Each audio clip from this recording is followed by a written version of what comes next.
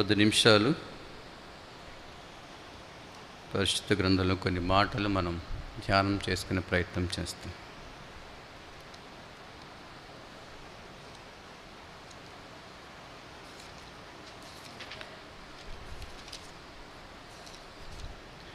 పరిశుద్ధ గ్రంథం నుంచి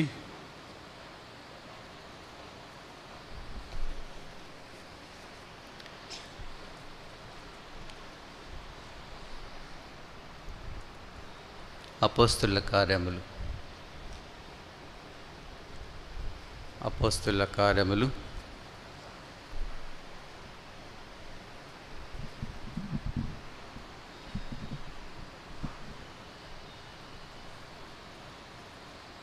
10వ అధ్యాయం. అపోస్తుల కార్యములు 10వ అధ్యాయం 2వ వచనాన్ని మనమందరం కలిసి చదువుకుంటాం. చదవగలిగిన వాళ్ళు మీ భాగాన్ని తీసి స్పష్టంగా బిగ్గరగా ప్రార్థనాపూర్వకంగా చదవటానికి ప్రయత్నం చేస్తాం. అపోస్తుల కార్యములు 10వ అధ్యాయం 2వ వచనం అందరం కలిసి చదువుకుంటాం. అతడు తన ఇంటి వారందరితో కూడా దేవుని యందు భయభక్తులు గలవాడై ఉండి ప్రజలకు బహుధర్మము చేయుచు ఎల్లప్పుడూ దేవునికి ప్రార్థన చేయువాడు. ఎల్లప్పుడూ ప్రార్థన. ప్రభు సహార్థం ప్రార్థన చేసుకుంటాం.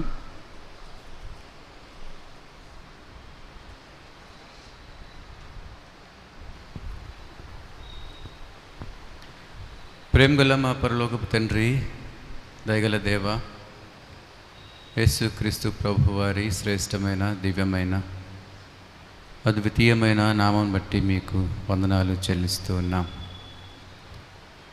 ఉదయకాల సమయంలో తండ్రి మీ మందిరంలో కనిపించడానికి ఇప్పటి వరకు తండ్రి పాటల ద్వారా మిమ్మల్ని మహిమపరచడానికి మాకు ఇచ్చిన అవకాశాన్ని, తరుణాన్ని, ధన్యతను, భాగ్యాన్ని బట్టి మీకు వందనాలు చెల్లిస్తూ ఉన్నాం. ఇప్పటి వరకు తండ్రి పాటల ద్వారా మిమ్మల్ని మీరే మహిమ తెచ్చుకున్నందుకే మీకు స్తోత్రాలు. ఆ మహిమలో మమ్మల్ని కూడా పాలి భాగస్తులుగా చేసినందుకే మీకు స్తోత్రాలు చెల్లిస్తున్నాం. అదే రీతిగా తండ్రి మరొకసారి మీ పాదాలు ఎదుర్కొస్తుండగా సహాయం చేయండి తండ్రి. చదవబడిన లేఖనాన్ని మీ చేతిలో పెడుతూ ఉండగా ఆశీర్వదించండి, విరవండి, మాకందరకు అర్థమో రీతిలో వడ్డించండి. మీ మాటల్లోని సత్యాన్ని, ఎల్లప్పుడూ చేసే ప్రార్థనలో ఉన్న ఆ బలాన్ని, ఆ శక్తిని, ఆ ప్రభావాన్ని మాకు తెలియపరచండి. ఆ ప్రార్థన యొక్క శక్తిని తెలియపరచడానికి మీరు ఏర్పాటు చేసుకున్నటువంటి మీ దాసుడు, అల్పుడు, అభాగ్యుడు, ఎందుకు పనికిరానివాడు ప్రభా, దయతో జ్ఞాపకం చేసుకునండి. మీ నిత్య జీవపు మాటలను వర్ణించడానికి, వివరించడానికి ఈ మంటివాడు ఆవిరైపోయేవాడు, ఇంతలో కనిపించి మాయమైపోయేవాడు, అడవి పువ్వు లాంటి, ఆయువు లాంటి వాడు, ఉదయమున వికసించి సాయంత్రమున వాడిపోయే పువ్వు లాంటివాడు, కిటికీ గుండా జారిపోయే పొగలాంటివాడు, చేద నుంచి జారిపోయే నీటి బిందువు లాంటివాడు, ప్రాతకాలమున సాగిపోయే నీడ లాంటివాడు తండ్రి, దయతో జ్ఞాపకం చేసుకునండి. ఏమీ చెప్పలేడు, మీరే ఏదైనా పరలోకం నుంచి ఇస్తేనే తప్ప చెప్పజరని నిస్సహాయుడు అని జ్ఞాపకం చేసుకునండి.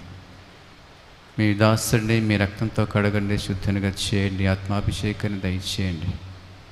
మీరే మీ స్వాధీనపరచుకొని మీరే ఈ పెదవుల ద్వారా మాట్లాడండి. మీ మాటల్లోని సత్యాన్ని, ప్రభావాన్ని, శక్తిని మీ బిడ్డలకు అందిస్తురమ్మని ప్రార్థిస్తున్నాం. వారి ఆశ కొలది ప్రార్థిస్తున్న ప్రభా, వారి ఆశ కొలది వారిని తృప్తిపరచండి. ప్రతి ఒక్క హృదయంతో మాట్లాడండి, ప్రతి ఒక్క మనస్సును కదిలించండి. మీ ప్రార్థనలోని శక్తిని మీ బిడ్డలు కనుగొన్నట్లుగా వారి మనోనేత్రాలు తెరవచేయండి. అదే రీతిగా తండ్రి, తద్వారా మీ నామానికి అత్యధికమైన మిమ్మల్ని ఆపాదించుకునండి. విన్న ప్రతి ఒక్కరు కూడా వారి హృదయం తృప్తి పడినట్లుగా, ఆత్మీయ సంతృప్తి పడినట్లుగా సహాయం చేయండి. మంచి మాటలు దేవుడు మాతో మాట్లాడాడు, సూటిగా స్పష్టంగా మాట్లాడినాడు అన్న అనుభవాన్ని ప్రతి ఒక్కరికి కలుగు చేయండి. చేరి వచ్చిన బిడ్డలైతేనేమి, ఆన్లైన్ ద్వారా చూస్తున్న మీ బిడ్డలైతేనేమి ప్రతి ఒక్కరిని ప్రభా మీరు కదిలించండి, మీరు మాట్లాడండి, ప్రతి హృదయాన్ని రగిలించండి. మీ నామానికి అత్యధికమైన మహిమను ఆపాదించుకుంటూ రమ్మని సమస్త ఘనత, మహిమ, ప్రభావాలు మీకే ఆరోపిస్తూ యేసుక్రీస్తు ప్రభు వారి శ్రేష్టమైన నామంన వందనంతో ప్రార్థించి అడిగి వేడుకుంటున్నాము తండ్రి, ఆమేన్.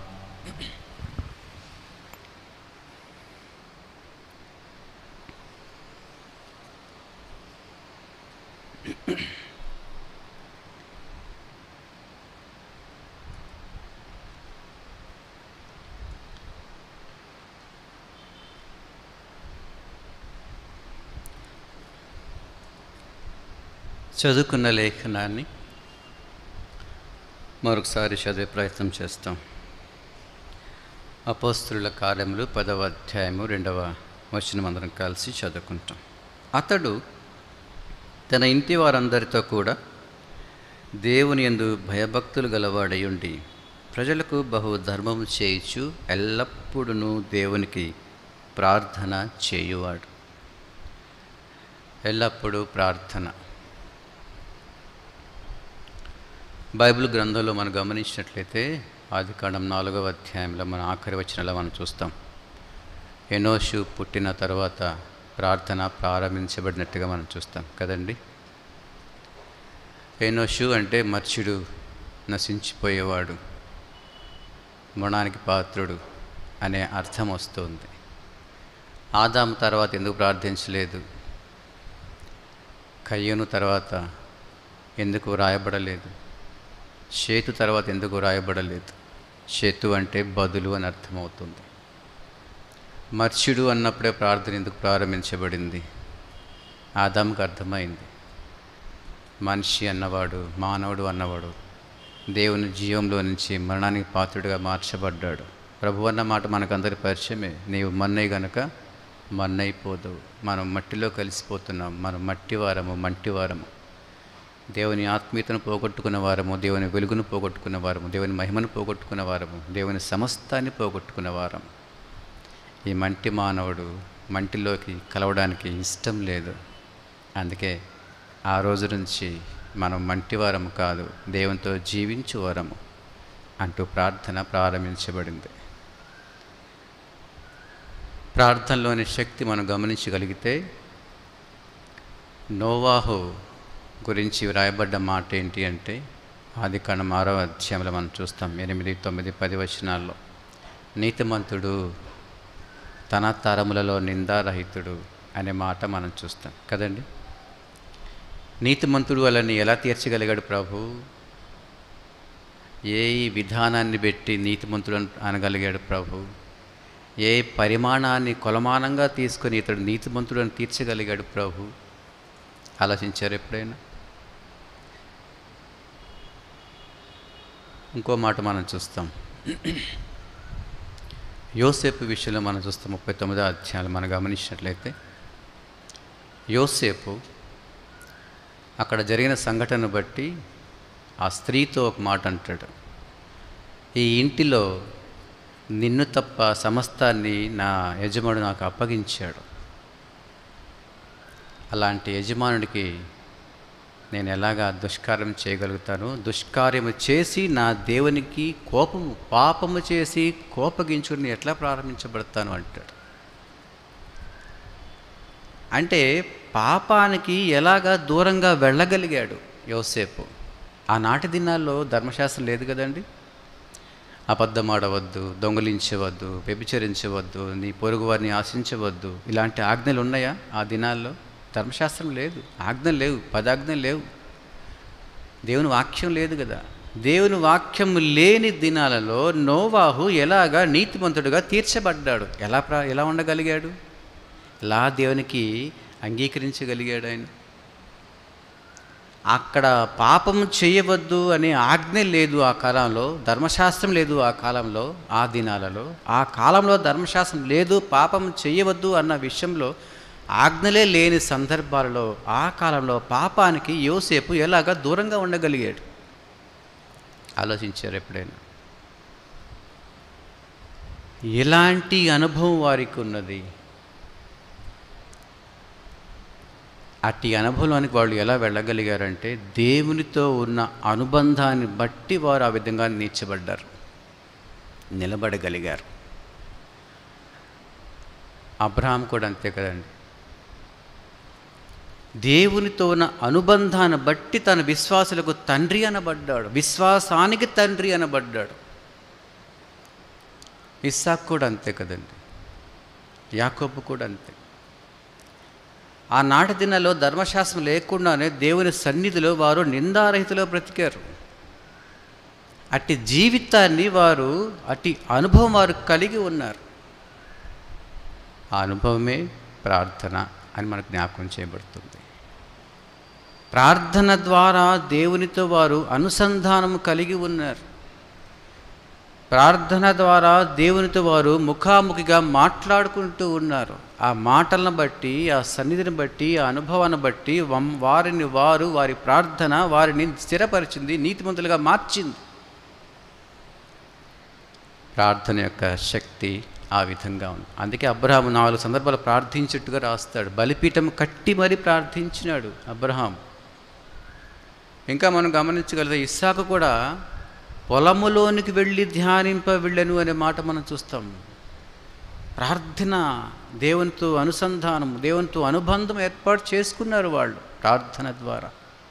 యాకోబు కూడా మనం చూస్తాం కదండి, తలగడను, రాయిగా తీసుకున్న తలగడను, ఆ రాయిని తీసుకొని నిలబెట్టి, స్తంభంగా నిలబెట్టి నూనె పోసి దానికి మ్రొక్కెను ఆలోచనలో ఆయనకు మందిరం కట్టాడు. అక్కడ ఆ మందిర అనుభవాన్ని ఆయన కలిగి ఉన్నాడు ప్రార్థన ద్వారా.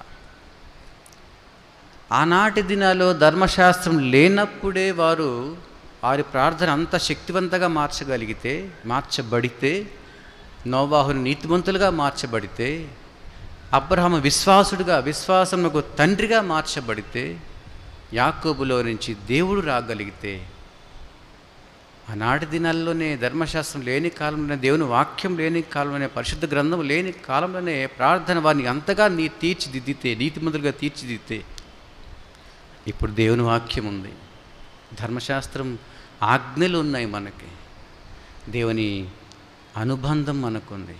ఇలాంటి దినాలలో మన ప్రార్థన ఇంకెంత శక్తివంతంగా మార్చాలి మనల్ని? అది ప్రశ్న. వాళ్ళే అంత నీతిగా బ్రతికి నీతిమంతులు అనబడితే, విశ్వాసులకు తండ్రి అనబడితే, యాకోబు యెషూరును అంటాడు. యాకోబును దేవుడు 43వ అధ్యాయం యెషయా గ్రంథంలో యెషూరును అంటే పరిశుద్ధుడా అంటాడు. వాక్యం లేని కాలంలోనే, ధర్మశాస్త్రం లేని కాలంలోనే, దేవుని వాక్కు లేని కాలంలోనే వారు ఆ విధంగా తీర్చబడితే ప్రార్థన ద్వారా అన్నీ ఉన్నాయి. మనకి నీతి నియమావళి ఉంది, మనకి దేవుని ఆజ్ఞలు ఉన్నాయి, మనకి దేవుని రక్తం మన దగ్గర ఉంది, రక్త ప్రోక్షణ జరిగింది, శిలువ యాగం జరిగింది. ఇవన్నీ జరిగిన తరువాత కూడా చేస్తున్న ప్రార్థనకి ఎంత శక్తి ఉండాలి, ఎంతగా నిన్ను మార్చాలి? అది ప్రశ్న. ఇది ఆ ప్రార్థన ఎలాంటి అనుభవాలు మనకు తీసుకొని వస్తుంది? అట్టి ప్రార్థన ఎలాంటి అనుభవాలు మన జీవితంలోకి తీసుకొస్తుంది? బైబిల్ని ఆధారం చేసుకుని మనం తెలుసుకునే ప్రయత్నం చేస్తాం. మొదటిగా మనం గమనించినట్లయితే ఇక్కడ మనం చూస్తున్నాం 10వ అధ్యాయంలో ఆఖరి మాట మనం చూస్తున్నాం కదండి, మనం చదువుకున్న మాటే, ఎల్లప్పుడూ దేవునికి ప్రార్థన చేయువాడు. ఎల్లప్పుడూ దేవునికి ప్రార్థన చేయువాడు. ఎల్లప్పుడూ ప్రార్థన ఎవరు చేస్తున్నారండి? ఇక్కడ ఎవరు చేస్తున్నారు? ఒక విశ్వాసి చేయడం లేదు, దేవుని ఎరిగిన యూదుడు చేయడం లేదు, ఒక అన్యుడు చేస్తున్నాడు ప్రార్థన, యూదేతరుడు చేస్తున్నాడు ప్రార్థన. ఏమని ప్రార్థిస్తున్నాడు తెలుసా అండి? ఆ ప్రార్థన ఆయన ప్రార్థన ఏంటో మన లోతులకు వెళ్ళి మనం ఆలోచించగలిగితే, ఆయన ఎవరికి అక్కడ శతాధిపతి? యెరూషలేములో కైసరా ప్రాంతంలో ఆయన శతాధిపతిగా ఉన్నాడు, ఇటలీ పటాలములో. ఆ పటాలంలో యూదేతరుడు కొర్నేలి అనబడినవాడు శతాధిపతి, ఒక అధికారిగా ఉన్నాడు. ఆ అధికారి ప్రార్థన చేస్తూ ఉన్నాడు. ఏమైనా ప్రార్థన చేస్తున్నాడు తెలుసా? తండ్రి, నీవు వాళ్ళకే దేవుడువా, మాకు కూడా దేవుడు కావా? ఈ మాట నేను ఎందుకు అంటున్నానంటే బైబిల్ వాక్యాలు మనం ఆ సమాధానం బట్టి మనకు అర్థమవుతుంది ఈ మాట. ఇది ప్రార్థన అనేసి. యూదులకు ప్రార్థన, మాకు ప్రార్థన నేర్పవా, వాళ్ళకే దేవుడువా, నాకు కూడా దేవుడు కావా? ఇది ఆయన ప్రార్థన. ఆ ప్రార్థన దేవుడు అంగీకరించినాడు. ఒక విషయం తెలుసా అండి, ఆ ప్రార్థనలో ఆయన యొక్క సమర్పణ దాగి ఉన్నట్టుగా మనకు కనబడుతూ ఉంటుంది. చూడండి, ఇక్కడ మనం గమనించినట్లయితే ఈ జరిగిన తరువాత మనకందరి పరిచయం కదండి. ఆయన ప్రార్థన చేసినప్పుడు ఏం జరిగింది? దేవుని దూత వచ్చి ఆ పేతుర్ని పిలిపించు అంటాడు కదండి. మనకందరి ఈ పరిచయం అందుకే చెప్పడం లేదు. ప్రార్థన విన్న వెంటనే, ప్రార్థన నాకు వినపడింది, నీవు పేతుర్ని పిలిపించుకో, ఎప్పేలో ఉన్నాడు, మనుషులను పంపించి పిలిపించుకో అన్నాడు. పిలిపించుకున్న తర్వాత పేతురు వచ్చిన తర్వాత పేతురు చెప్పిన మాట ఏంటి? పేతురికి కూడా అక్కడ ఒక సంఘటన జరుగుతుంది. 12 గంటల వేళ ఆయన మిద్దె మీదకి వెళ్ళి ప్రార్థన చేస్తున్నప్పుడు ఒక దుప్పటి 4 చెంగులు కలిగిన దుప్పటి కిందకి దిగుతుంది కదండి. ఆ చెంగులో, ఆ దుప్పటిలో పక్షులు ఉన్నాయి, జంతువులు ఉన్నాయి, ప్రాకు పురుగులు ఉన్నాయి, ఆకాశ పక్షులు ఉన్నాయి. ప్రభు అన్న మాట ఏంటి? ఇవి చంపి తిను అన్నాడు కదండి. చంపి తినమంటే పేతురేమంటాడు? అయ్యా, నేను నిషిద్ధమైన వాటిని, అపరిశుద్ధమైన నేను తినను కదా, నీకు తెలుసు కదా అంటాడు. నేను కదా నీకు చెప్తుంది, నేను చెప్తే అది నువ్వు చేయవా? నేను పరిశుద్ధమైన దాన్ని నువ్వు నిషిద్ధమైనగా ఎంచుకుంటావా? నేనే కదా తినమని చెప్తుంది, తిను అంటాడు. ఆ విధంగా ముమ్మారు జరుగుతూ ఉంటుంది. పేతురు ఆలోచిస్తూ ఉంటాడు, ఇది ఏమై ఉంటుందా అనేసి. నాకు అర్థం కావట్లేదు, ఇది ఏమై ఉంటుంది, దేనికి నిదర్శనం ఇది, దేనికి సూచన, దేనికి సాదృశ్యము అని ఆలోచించుకుంటూ ఉంటాడు. అక్కడేమన్నాడు? కొర్నేలుతోటి నువ్వు పేతుని పిలిపించుకో అన్నాడు. ఇక్కడేమంటున్నాడు? పేతురికి ఒక దర్శనం చూపించినాడు. చూపించి ఒక ఇద్దరు వచ్చి ఆ పేతుని తీసుకున్నానికి వెళ్ళిపోతూ ఉంటారు. అర్థం ఏంటంటే, దేవుడు ఏదైనా చేయదలిస్తే తన సేవకులకు చెప్పి మరీ చేస్తాడు. ఆమోసు గ్రంథం ఈ మాటను ఒకసారి చూస్తాం. ఆమోసు గ్రంథంలో 3వ అధ్యాయం, ఆమోసు గ్రంథము 3వ అధ్యాయము 7వ వచనం అందరం కలిసి చదువుకుంటాం. అందరం కలిసి. తన సేవకులైన ప్రవక్తలకు తాను సంకల్పించిన దానిని బయలుపరచకుండా ప్రభు అయిన యెహోవా ఏమీ చేయడు అట. తాను సంకల్పించిన పనిని తన సేవకులకు తెలియకుండా ఏ పని కూడా దేవుడు చేయడట. దేవుడు ఒక పని చేస్తున్నాడంటే తన సేవకులకు చెప్తాడు అనే మాట మనకి ఇక్కడ అర్థమవుతుంది. చెప్పకుండా చెయ్యడు, లేదన్నా చెప్పకుండా చేస్తాడు అంటే దేవుడు అబద్ధం ఆడినట్టు అవుతుంది. అప్పుడు దేవుడు మన అబద్ధికునిగా మార్చినట్టు అవుతుంది. తప్పకుండా చెప్తాడు, నీకైనా చెప్తాడు, నాకైనా చెప్తాడు, ఎవరికైనా చెప్తాడు. మనకి ఏం జరగబోతుందో, మన వారికి ఏం జరగబోతుందో, భవిష్యత్తులో ఏం జరగబోతుందో ప్రతి ఒక్కరికి తెలియపరిచిన తర్వాతే ఆ పని చేస్తాడు దేవుడు. అబ్రాహామునకు ఏమైనా దాచెదనా అన్నాడు కదండి 18వ అధ్యాయంలో. తప్పకుండా చెప్పి మరీ చేస్తాడు ప్రభువు. శిష్యుల్ని పిలిచాడు, యెరూషలేముకు మనం వెళ్తాం, నన్ను పట్టుకుంటారు, చంపేస్తారు, సమాధి చేస్తాడు, కానీ నేను 3వ దినాన చెప్పాడా లేదా? చెప్పే ప్రతి విషయం కూడా చేస్తాడు ప్రభువు. అదే రీతిగా ఇక్కడ కూడా అక్కడేమో పేతురుకు చెప్పాడు, ఒక దర్శనాన్ని చూపించాడు. ఇక్కడేమో కొర్నేలికి చెప్తున్నాడు, నువ్వు ఆయన పిలిపించుకో అన్నాడు. ఉద్దేశం ఏంటి అంటే, నీ ప్రార్థన నాకు వినపడింది అనే మాటలో అర్థం ఏంటంటే, ఆయన ఉద్దేశం ఏంటి తెలుసా? ఆయన కొర్నేలిది, వాళ్ళలాగా మాకు కూడా ఆ అవకాశము, ఆ రక్షణ అనుభవం నాకు ఇవ్వు ప్రభువా అనేది ప్రార్థన. అందుకే అక్కడ అంటాడు 10వ అధ్యాయంలో 38 అనుకుంటా, అపోస్తుల కార్యములు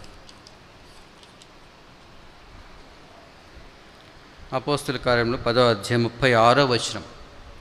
పేతురు అన్న మాట మనకు అందరి పరిచయం. ఏమన్నాడండి ఇక్కడ? యేసుక్రీస్తు అందరికీ ప్రభువు అని ఒక గొప్ప విషయాన్ని బయలుపరిచింది. ఆ విషయం, ఆ ప్రార్థన, ఒక అన్యుడు చేసిన ప్రార్థన యేసుక్రీస్తు అందరికీ ప్రభువు అనే విషయాన్ని బయలుపరిచింది, ఒక రహస్యాన్ని బయలుపరిచింది. అప్పటి వరకు యేసుక్రీస్తు ప్రభు వారు యూదులకే దేవుడు, ఆయన కోసం వాళ్ళ కోసం వచ్చాడు, ఆయన వాళ్ళలోనే యేసుక్రీస్తు నమ్ముకునే వాళ్ళ ఉన్నవాళ్ళు, వీళ్ళందరూ యూదులందరూ కూడా యేసుప్రభు నమ్ముకోవాలని అక్కడే ప్రచారం జరుగుతుంది, ప్రకటన జరుగుతుంది, సువార్త జరుగుతుంది. కానీ కొర్నేలి చేసిన ప్రార్థన ద్వారా యూదులకే కాదు అన్యజనులకు కూడా దేవుడే యేసుప్రభు అనే మాట బయలుపరచబడింది. నిజానికి లోకరక్షకుడే యేసుప్రభు. మొదటిగా ఆయన చేసిన యేసుప్రభు వారు మొదటి వ్యక్తి అయితే, బయలుపరిచిన వ్యక్తిలో అన్యులకు కూడా దేవుడే అనే విషయము కొర్నేలి ద్వారా బయలుపరిచాడు దేవుడు. కొర్నేలి ప్రార్థన అన్యులకు కూడా దేవుడే అనే రహస్యాన్ని బయలుపరిచింది. ఇదే మాట పౌలు అంటాడు, ఇది మర్మము అంటాడు. చూడండి, ఎఫెసీయులకు రాసిన పత్రికలో మాట ఉంటుంది, 3వ అధ్యాయము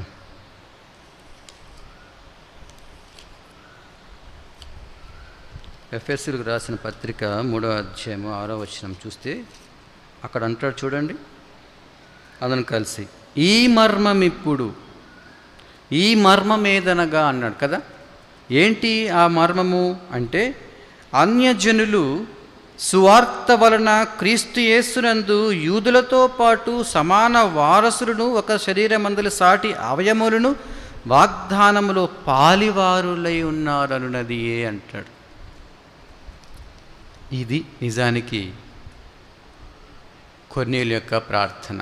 అయ్యా ప్రభువా, నువ్వు యూదులకే దేవుడు అంట కదా, మాకు కూడా నీవు దేవుడైతే ఎంత బాగుండు అనేది ఆయన ప్రార్థన. అది రహస్యంగా ఉంది ఇక్కడ.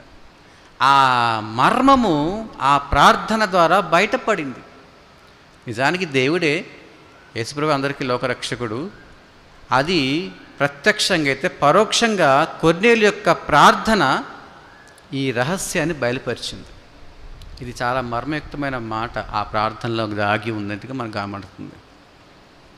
అట్టి ప్రార్థన ఒక మర్మాన్ని బయలుపరిచింది.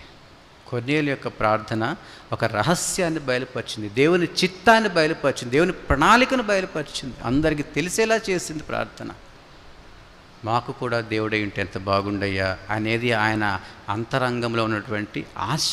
ఆ ఆశను దేవుడు తృప్తిపరిచాడు, ఆయనను తృప్తిపరిచాడు. తద్వారా ఆ అన్యులందరూ, నీవు నేను, ఒక విధంగా చెప్పాలంటే ఒక కోణంలో ఆలోచిస్తే, ఈనాటి దినాన నేను రక్షించబడ్డామంటే, రక్షణలోనికి వచ్చామంటే పరోక్షంగా కొర్నేలి ప్రార్థనే కారణం అని చెప్పచ్చు.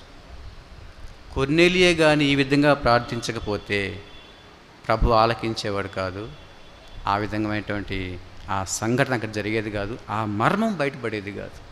ఒక అంతరంగంలో ఆ లోతుగా ఆలోచిస్తే నీవు నేను రక్షించబడ్డానికి పరోక్షంగా కొర్నేలి ప్రార్థన కారణమైందని చెప్పుకోవచ్చు. అట్టి ప్రార్థన మనం చేయాలి. ఇప్పుడు మన పరిస్థితులను బట్టి అటువంటి అనుభవంతో కూడిన ప్రార్థన మనకి కావాల్సిన అవసరం ఉంది ఈ దినాన. రెండోది మనం గమనించినట్లయితే,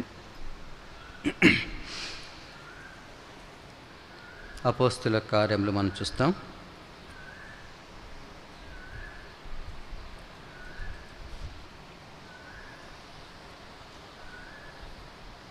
10వ అధ్యాయము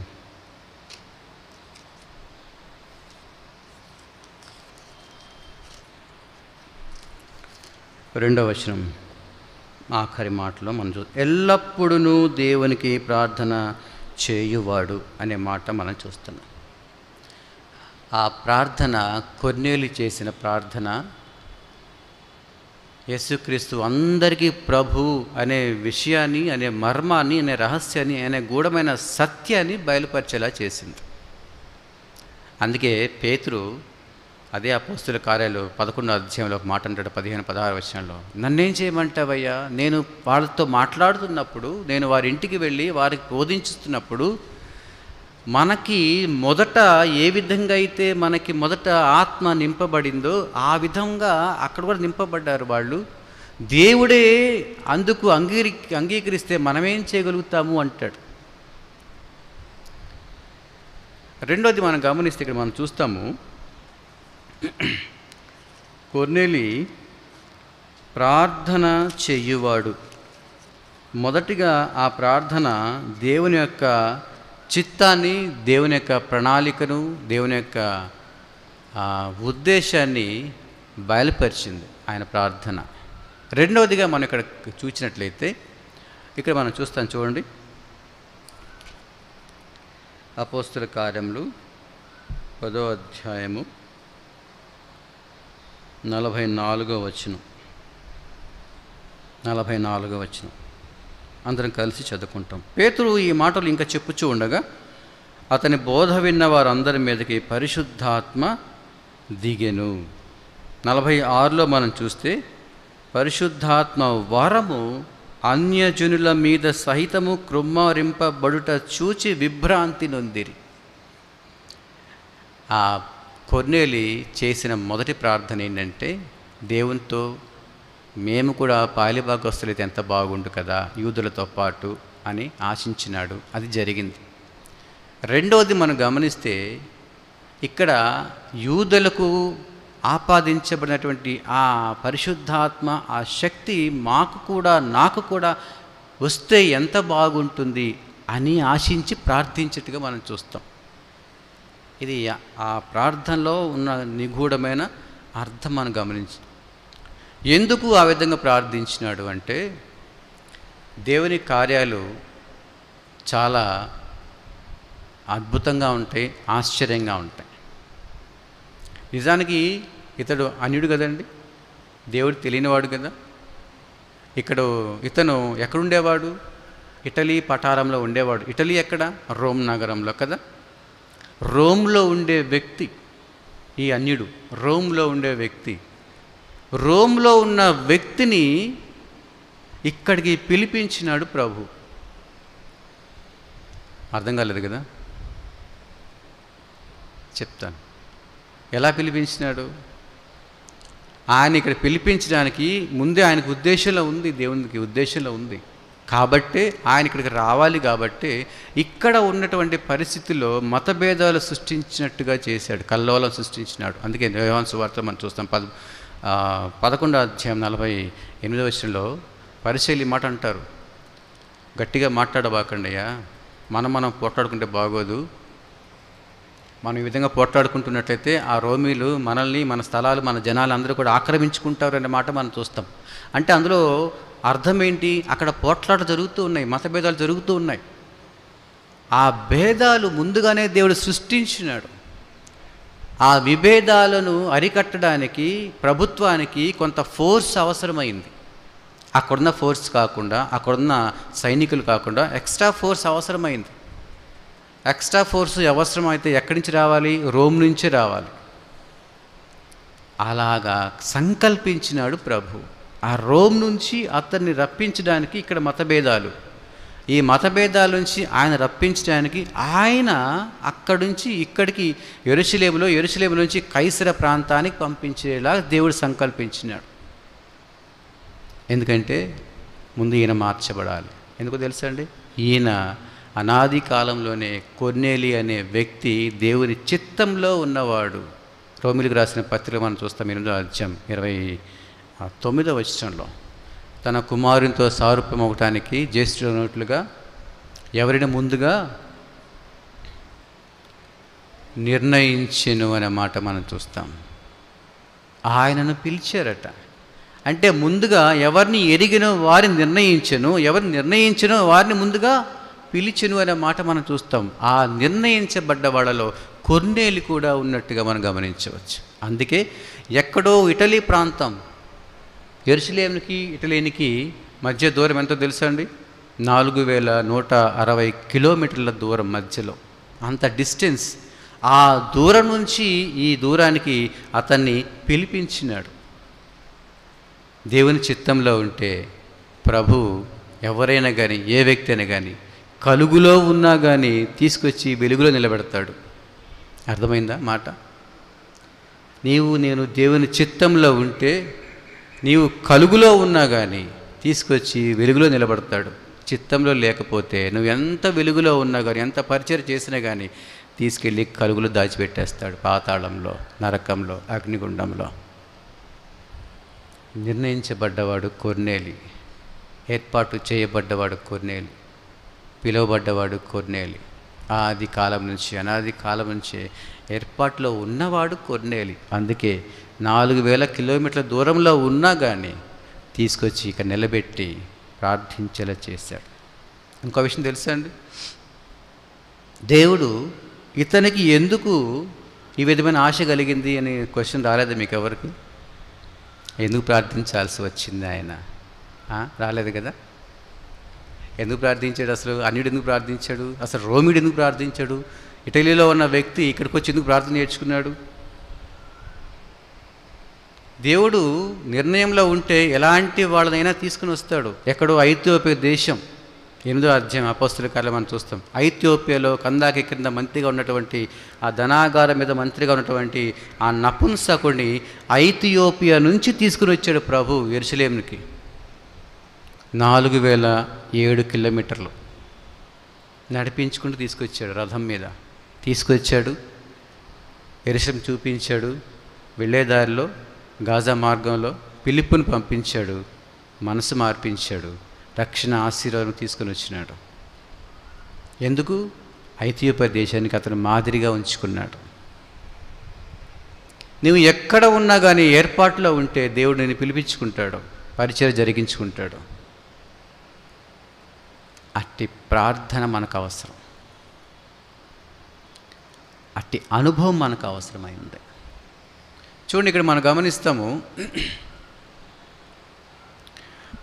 ఒక విషయం మనం చూస్తాం ఇక్కడ. రోమాలో ఉన్న వ్యక్తి యెరూషలేముకు వచ్చి ఎందుకు ప్రార్థించినాడు? అపోస్తలుల కార్యాలు మనం చూస్తాం, 2వ అధ్యాయం అనుకుంటా, 2వ అధ్యాయమే.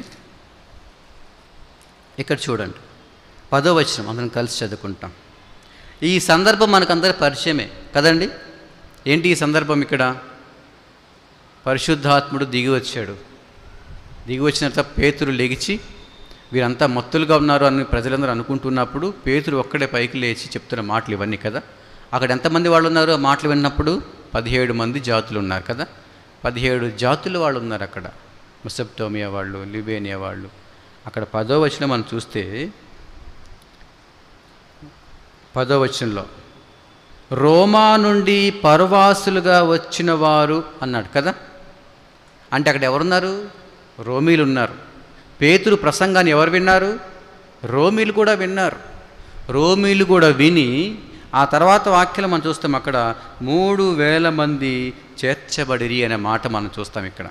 ఇక్కడ 41వ వచనాల్లో కదండి. 3000 మందిలో ఎవరున్నారు ఇక్కడ? కొంతమంది రోమీలు ఉన్నారు. ఉన్నారా లేదా? కన్ఫామ్ కదండి. ఎస్, రోమీలు మార్చబడ్డారు. ఎవరి మాట విని? దేవుని మాట విని. ఎందుకు? వాళ్ళు ఆ పరిశుద్ధాత్ముడు వాళ్ళ మీద వాడడం చూశారు. ఆ శక్తితోటి పేతురు మాట్లాడడం చూశారు. ఆ శక్తిని బట్టి పేతురు మాట్లాడే మాట ప్రతి ఒక్క దేశం వాళ్ళకి వారి వారి భాషలో అర్థమవటం చూశారు. మాట్లాడింది ఒక మాటే, కానీ 17 రకాల లాంగ్వేజ్లో అది ట్రాన్స్లేట్ అయి వెళ్ళిపోయింది. ఆ శక్తిని గ్రహించారు వాళ్ళు రోమీలు. అది చెప్పుకోవడం మొదలుపెట్టారు. వచ్చిన ప్రతి ఒక్క రోమీడికి చెప్పుకోవడం మొదలుపెట్టారు. ఆ చెప్పినప్పుడు విన్నవాడే కొర్నేలి. ఆ కొర్నేలికి అర్థమైంది, ఓహో, అప్పుడు ఈయనకి ఆశ కలిగింది, ఇలాంటి దేవుడు నిజమైన దేవుడా, ఆ పరిశుద్ధాత్ముడు మాకు కూడా వస్తే బాగుండు కదా, ఆ దేవుడు కూడా మాకు కూడా దేవుడై ఉంటే బాగుండు కదా. ఇక్కడ బీజం పడింది కొర్నేలికి. అందుకే మనం ఇక్కడ రాస్తూ అంటాడు, 10వ అధ్యాయం మధ్య భాగంలో ఉంటుంది. ఏమని ఉంటుందంటే, ఇక్కడ 22వ వచనం, 10వ అధ్యాయం 22వ వచనం. వారు నీతిమంతుడును దేవునికి భయపడువాడును యోధా జనులందరి వల్ల మంచి పేరు పొందినవాడును అయిన కొర్నేలి అనే మాట మనం చూస్తాం. ఈ మాట ఎప్పుడైనా గమనించారండి? ఒక అన్యుడేంటి, ఒక అధికారి ఏంటి వేరే దేశం నుంచి ఇక్కడికి వచ్చిన సంవత్సరం కూడా కాలేదు, ఆ సంవత్సరంలో కాలేదు, అప్పుడే ఏమన్నా మాట్లాడతాడో నీతిమంతుడిగా మార్చబడ్డాడట. తర్వాత దేవునికి భయపడేవాడైపోయాడట. ఇంకొక మాట మనం చూస్తే యూదా జనులు అందరి వల్ల మంచి పేరు.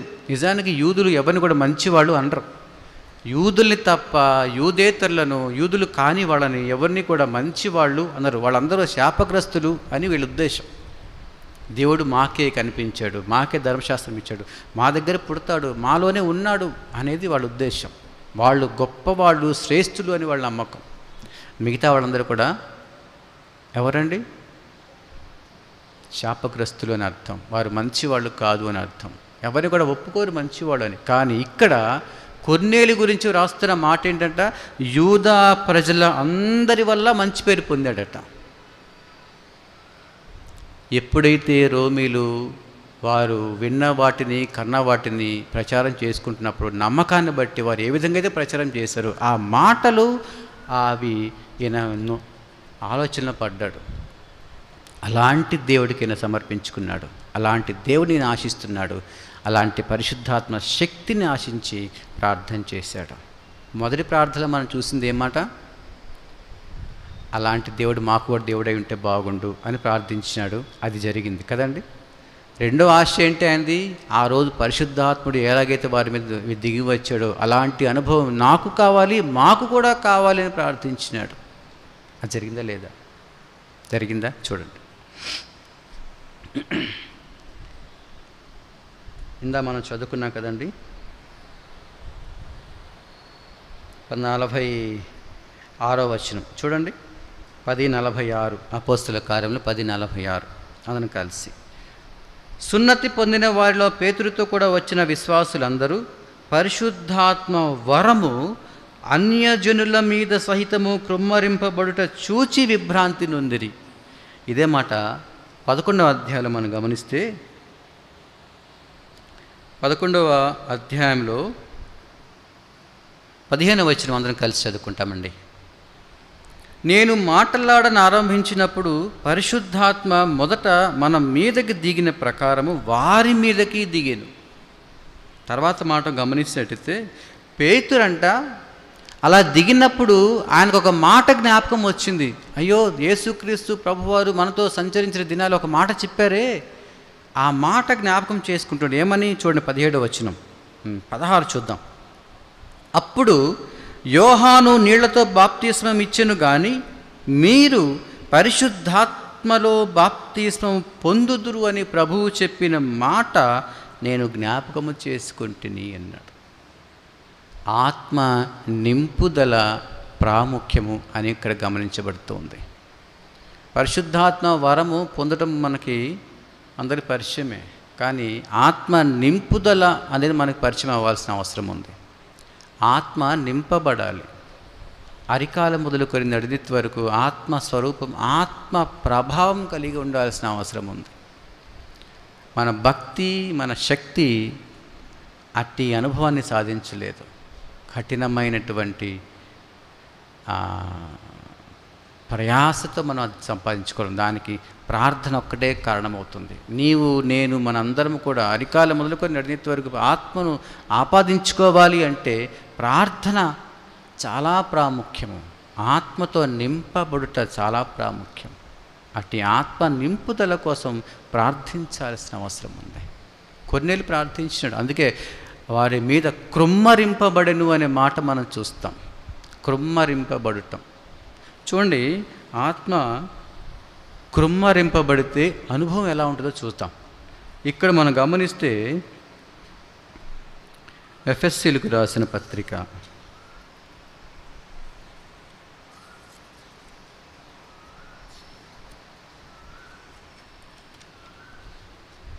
ఎఫెసీయులకు రాసిన పత్రిక 2వ అధ్యాయం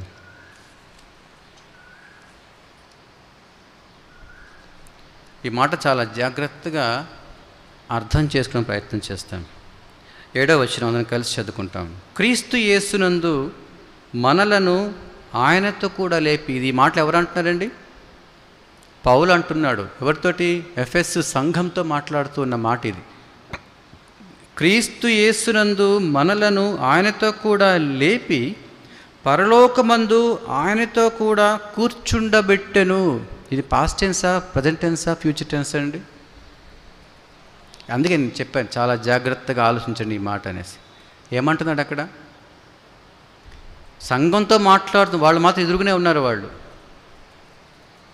కానీ ఇక్కడ మాట అంటున్న మాట ఏంటి? క్రీస్తుతో కూడా కూర్చుండబెట్టు. అంటే ఫ్యూచర్లో కూడా ఈయన చూసి చెప్తున్నాడు. అంటే సంఘము అంతా కూడా, ఎఫ్ఎస్సి సంఘము అంతా కూడా క్రీస్తుతో కూర్చున్నట్టుగా కూర్చున్నారు వాళ్ళు. ఈయన కన్ఫర్మ్ చేస్తున్నాడు, మీరు కూర్చున్నారా దేవునితో పాటు అంటున్నాడు. ఒక సంఘమే క్రీస్తుతో కూర్చున్నట్టుగా ఈయన చూస్తున్నాడట. అంటే కూర్చున్నది ఇక కన్ఫర్మ్ చేశాడు, ఇక కూర్చున్నారు అనేసి. అంతగా సంఘము దేవునితో కూర్చుంది అంటే ఏ విధంగా వాళ్ళు బోధించి ఉంటాడు పౌలు? వారి మధ్యలో ఏ విధమైన మాదిరి చూపించి ఉంటాడు? వారి కోసం ఎంత కష్టపడి ఉంటాడు పౌలు? అంత కష్టపడకపోతే, ఎంత ప్రయాసపడకపోతే ఏం బోధించి ఉంటాడు వాళ్ళకి? సంఘమే దేవునితో కూర్చుందట. కన్ఫర్మ్ చేసి చెప్తున్నాడు, కూర్చుండబెట్టెను అంటే కూర్చున్నారు అని అర్థం కదండి. ఏం బోధించి ఉంటాడండి? ఎలా బోధించి ఉంటాడు? ఎలా చెప్పి ఉంటాడు? ఎలా మాదిరి కలిగి ఉంటాడు? ఎలా తనలో క్రీస్తుని వాళ్ళు బయలుపరిచి ఉంటాడు ఆయన?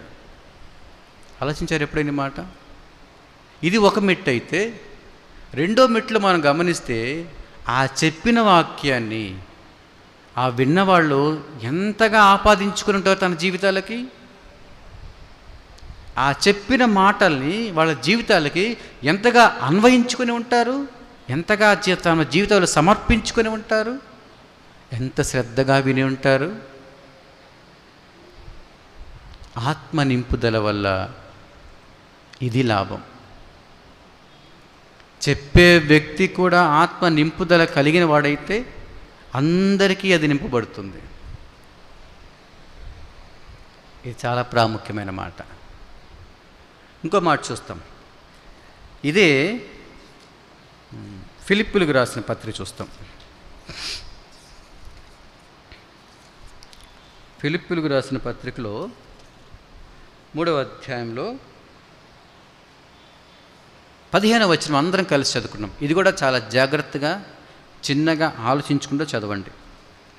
కాబట్టి మనలో సంపూర్ణులమైన వారమందరము ఈ తాత్పర్యమే కలిగి ఉందము. ఇక్కడ ఏమంటున్నాడండి? మనలో మనం ఏమైపోయామట? సంపూర్ణులము అయ్యామట. ఎలా సంపూర్ణులయ్యారు వాళ్ళు? మనం 30 ఏళ్ల నుంచి సర్వీస్ చేస్తున్నామే, పరిచయం చేస్తున్నాం, మనలో సంపూర్ణత రాలేదు ఇంకా. ఒక సంవత్సరం చెప్పాడో లేదో ఫిలిప్పీలకు ఆయన 2-3 సార్లు కలిసి ఉంటాడు అంతే ఫిలిప్పీలకు ఆయన. ఆ 2-3 సార్లు చెప్తేనే వాళ్ళు సంపూర్ణులైపోయారట. ఈ కన్ఫర్మ్ చేస్తున్నాడు, మీరు సంపూర్ణులైపోయినారు అంటున్నాడు, కన్ఫర్మేషన్ ఇస్తున్నాడు. అట్టి కన్ఫర్మేషన్ ఇచ్చేంత బోధ ఏం చేసి ఉంటాడు పౌలు వాళ్ళకి? ఎలా ప్రవర్తించి ఉంటాడు? ఎలా చెప్పి ఉంటాడు? అలా చెప్పాలంటే ఈయన ఎంత తర్ఫీదు పొంది ఉంటాడు దేవుని దగ్గర, ఎంత ప్రార్థించి ఉంటాడు కదండి, ఎంత ఆత్మలో నింపబడి ఉంటాడు ఆయన. దేవుని వాక్యము లోతుల్లో చాలా కఠినంగా ఉంటుందండి. మనం వెండి తెర మీద ఉన్న అక్షరాన్ని మాత్రం చూస్తాము, తెర వెనకాల ఆత్మ పడే బాధ మనకు అర్థం కాదు. అందుకే భక్తుడు రాస్తుంటాడు, దైవావేశము వలన కలిగినది వాక్యం అంటాడు కదండి. దైవావేశం అంట, అంటే అంత కోపంతో రాశాడు బైబిల్ని. నేను అనుకుంటా అలాగా, వీళ్ళు చెప్పినా మారట్లేదు, విన్నా మారట్లేదు, నేను చేసినా మారట్లేదు, నా బలియాగం చూసి కూడా మారట్లేదు అని దైవావేశం అంటాడు అక్కడ. ఆ మాట నాకు చాలా గట్టిగా తగులుతుంది ఎప్పుడు చదివినా కానీ. దైవావేశం అంటే ఆవేశం దేవునికి. ఇలాంటి వాళ్ళు ఎందుకు మారట్లేదన్న ఆవేశంతో బైబిల్ రాశాడట అసలు, పురిగొల్పించి. పౌలు వాళ్ళని సంపూర్ణులు అని చెప్పేస్తున్నాడు. నీవు నేను ఎంతకాలమైంది దేవుని నమ్ముకొని? ఎంతకాలమైందండి? 5 ఏళ్ళు అయింది. నేనైతే 5 ఏళ్ళు అయింది. నా పాదాలే ఇంకా మార్చబడలేదు దేవునిలాగా, సంపూర్ణతలోకి రాలేదు ఇంకా. నేను పాదాలే మార్చబడలేదు. నేను ఏ వింటున్నానండి మందిరానికి వచ్చి? నాది వేస్తాను కదా. చెప్పేవాళ్ళు ఎంత కష్టపడి చెప్తూ ఉంటారు, రాత్రులు రాత్రులు రాత్రులు రాత్రులు ప్రయాసపడి నిద్రాహారాలు మాని ఏది చెప్తే దేవుని దగ్గర అది పొందుకొని నీ బిడ్డలకి అందించాలి ప్రభు అని ఎంత కష్టపడుతూ ఉంటారు, ఎంత ప్రయాసపడుతూ ఉంటారు. సంవత్సరాల కొలది ప్రయాసపడి చెప్తా ఉంటే ఏమి విన్నాను నేను? 43 సంవత్సరాలు వ్యర్థంగా పాడు చేసుకున్నాను. ఉన్న 5 సంవత్సరాలు ఉన్నాయి, 5 ఏళ్ళ నుంచి నేను దేవుని నమ్ముకున్నాను, కానీ ఏం లాభం? నా పాదాలే మార్చబడలేదు. పౌలు అంటున్నాడు, ఫిలిప్పు సంఘం అంతా కూడా సంపూర్ణులు అయిపోయారు అంటున్నాడు. ఎలా చెప్పుంటాడు? వాళ్ళు ఎలా వినుంటారు? మంచి మంచి వర్తమానికులు మనకి బోధ చేస్తూ ఉంటారు, మాటలు చెప్తుంటారు, వర్తమానం ఇస్తూ ఉంటారు. ఏం వింటున్నాం మనం?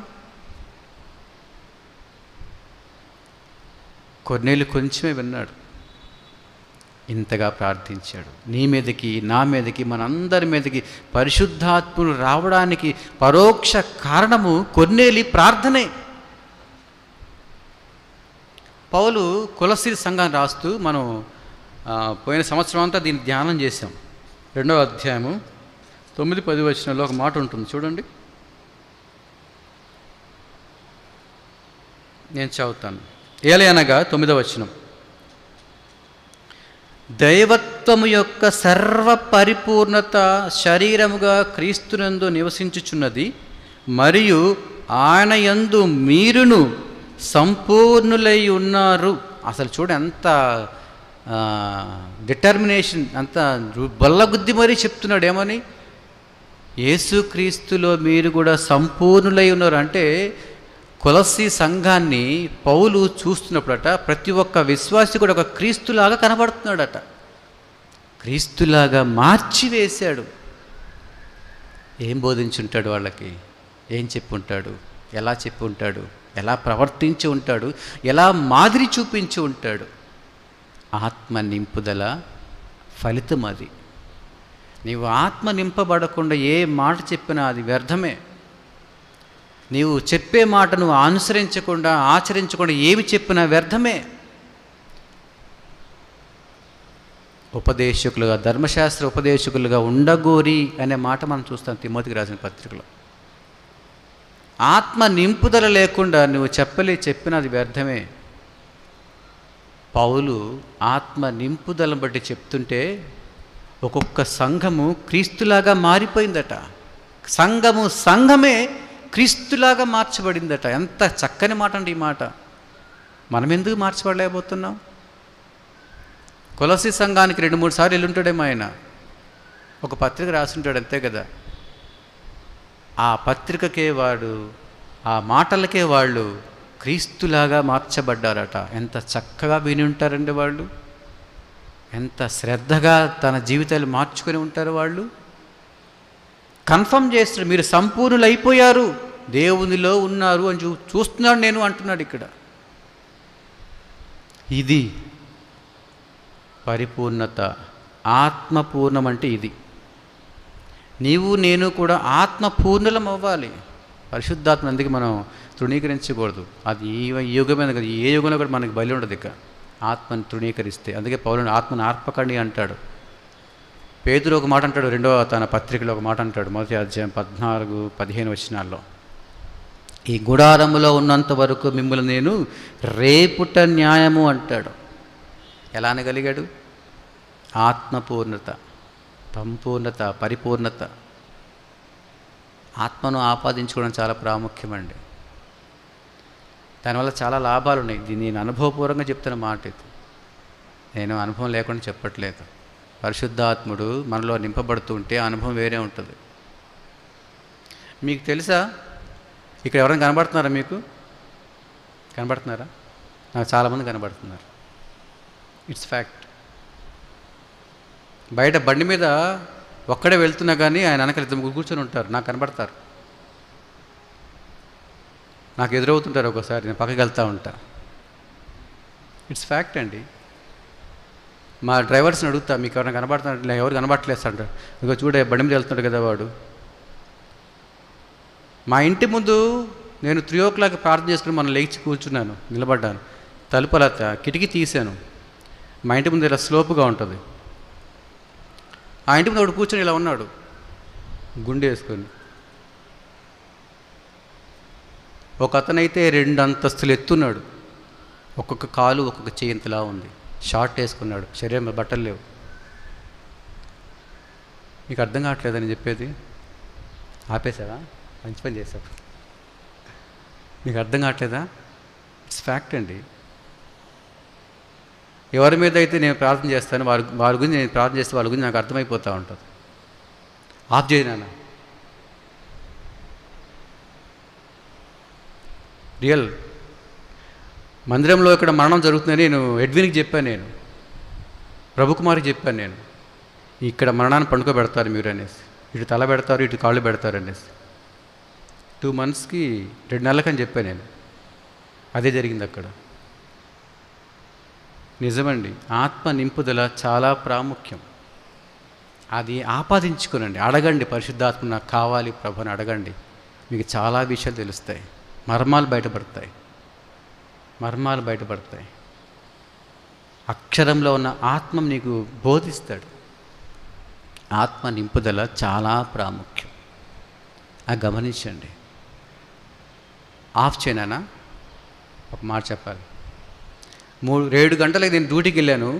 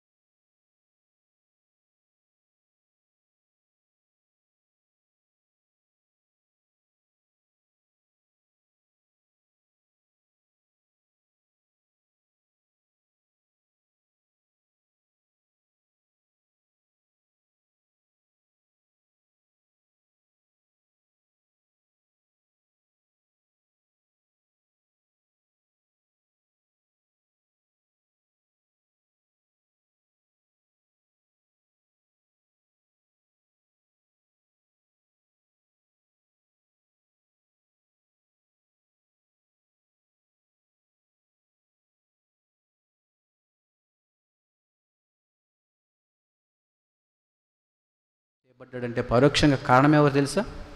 కొర్నేలికి కారణం. కొర్నేలి ప్రార్థన కారణం. అన్యులకు దేవుడు అనడానికి కొర్నేలి ప్రార్థనే కారణం. అన్యుల మీద కూడా పరిశుద్ధాత్మ నింపబడుతున్నాడంటే కారణం పరోక్షంగా కొర్నేలి ప్రార్థన కారణం. మూడోది చూస్తాం. సమయం అయిపోయింది. చిన్న మూడో మాట తెలుసుకొని ప్రార్థనలోనికి వెళ్దాం. అపోస్తుల కార్యంలో 10వ అధ్యాయం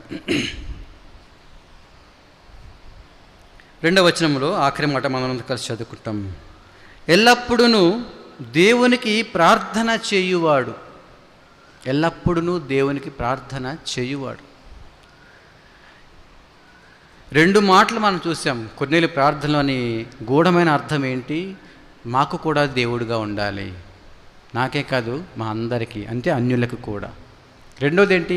ఆ పరిశుద్ధాత్మని వాళ్ళకి కాదు, మాకు కూడా ఆపాదించాలి ప్రభువా. అది కూడా జరిగిపోయింది. మూడోది మనం చూస్తే ఇక్కడ మనం చూస్తాం. మొదటి వచనం చదవండి అందరూ. ఇటలీ పటాలము అనబడిన పటాలములో శతాధిపతి అయిన కొర్నేలి ఈ ప్రార్థన చేయడాన్ని బట్టి, కొర్నేలి ప్రార్థన పరిశుద్ధ గ్రంథంలో తన పేరును లిఖించేలాగా చేసింది. అర్థమైందండి? ఈ అధ్యాయంలో తప్ప ఇంకెక్కడ కొర్నేలి మనకు కనిపించడు. కొర్నేలి అనే మాట కూడా కనిపించదు. కేవలము ఈ అధ్యాయంలో ఆయన పేరు లిఖించడానికి మాత్రమే ప్రభు వాడుకున్నాడు ఇతని గురించి. ఈయన ప్రార్థన పరిశుద్ధ గ్రంథంలో పేరును లిఖించడానికి సహాయపడింది. అందుకే అంత గొప్ప ప్రార్థన చేస్తూ ఇచ్చినట్టుగా ఆయన పేరు లిఖించాడు ప్రభు. ఆ ప్రార్థన మన ప్రార్థన కూడా, అంటే ప్రార్థన పేరు లిఖించబడుతుంది అన్నమాట. ఎంత ప్రార్థన చేస్తే అంత గొప్పగా మన పేరు అక్కడ రాయబడుతుంది. అందుకే ప్రకటన గ్రంథంలో మనం చూస్తాం 2వ అధ్యాయంలో పెర్గము సంఘంతో ప్రభు అంటాడు, మీకు ఒక తెల్ల రాతిని ఇత్తును అంటాడు. ఆ రాతి మీద చెక్కబడిన క్రొత్త పేరు ఉండును, అది పొందిన వారికి కానీ మరెవరికి తెలీదు అంటాడు. అంటే జీవగ్రంథంలో నీ పేరు లిఖించడానికి పరోక్షంగా ఏం కారణమవుతుంది? ప్రార్థన కారణమవుతుంది. అట్టి అనుభవం కలిగిన ప్రార్థన మనం నేర్చుకోవాల్సిన అవసరం ఉంది. అలాంటి ప్రార్థన మనం చేయాల్సిన అవసరం ఉంది. కొర్నేలి చేశాడు. కొర్నేలి చేసిన ప్రార్థనలుగా చూసాం మనం. అన్యులు కూడా దేవుడిగా అనే మర్మం బయటపడింది. పరిశుద్ధాత్ముడు కూడా అన్యులకు వచ్చాడన్న విషయం బయటపడింది. మనందరికీ ఆపాదించబడింది. పేరు కూడా లిఖించబడుతుంది. ఎట్టి అనుభవం కొర్నేలి కలిగి ఉన్నాడు. అందుకే అది నీతిమంతుడిగా రాయబడ్డాడు. అటువంటి ప్రార్థన, అట్టి అనుభవం కలిగిన ప్రార్థన నీకు నాకు కావాల్సిన అవసరం ఉంది. అట్టి అనుభవం కలిగి ప్రార్థనలోని మనం ప్రవేశిద్దాం. దేవుడి వాక్య భాగాన్ని దీవించునుగాక. ప్రార్థించండి. కొన్ని ఏమన్నా మీ ప్రేరేపణ కొద్దీ ప్రార్థన చేయండి. క్లుప్తంగా, స్పష్టంగా చేయండి.